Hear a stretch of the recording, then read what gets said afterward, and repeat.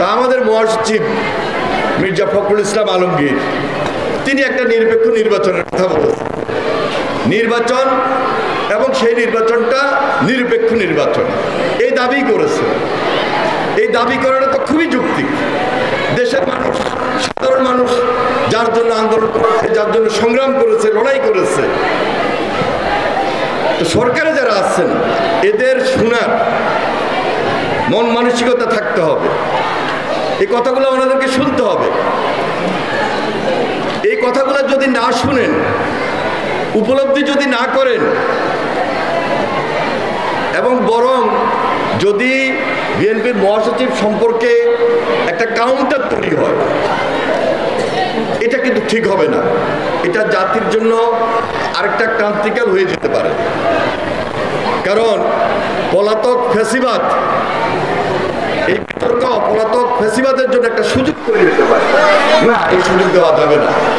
তাই আমি বারবার বলছি, সবসময় আমরা বলি যে এই দেশে একটা স্বাভাবিক সুন্দর পরিবেশ আমাদেরকে তৈরি করতে হবে। এই প্রজন্মের জন্য, এই দেশবাসীর জন্য একটা টার্গেট, একটা লক্ষ্যকে সামনে রেখে, টার্গেট এবং লক্ষ্যটা কি, যে একটা সুন্দর বাংলাদেশ আমরা গড়ব। এবং সেই জন্য আমাদের একটা ঐক্যবদ্ধ প্রচেষ্টার প্রয়োজন।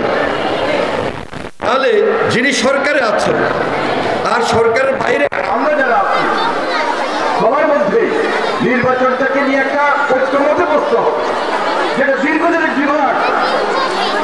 সুতরাং এখানে বিতর্ক সৃষ্টি করার কোনো সুযোগ দেয়।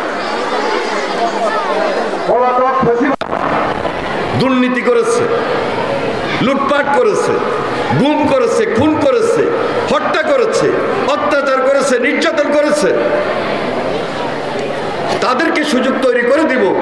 এই ধরনের কোনো বিতর্ক আর যাতে না হয়, আমি বিশেষভাবে এই সরকারের, এই অন্তর্বর্তীকালীন সরকারের সবাইকে অনুরোধ করব, আলোচনার টেবিলে, গোল টেবিল আলোচনা হতে পারে। রাজনীতিবিদদের সঙ্গে আলোচনার যে ক্ষেত্রটা, এটা আরো বৃদ্ধি করতে হবে।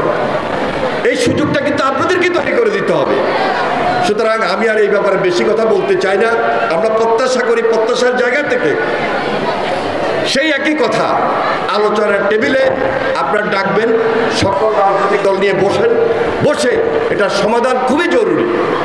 একটা যৌক্তিক সময় নির্বাচন, একটা দ্রুত সময় নির্বাচন, এবং সেই নির্বাচনটা অবশ্যই নিরপেক্ষ হবে।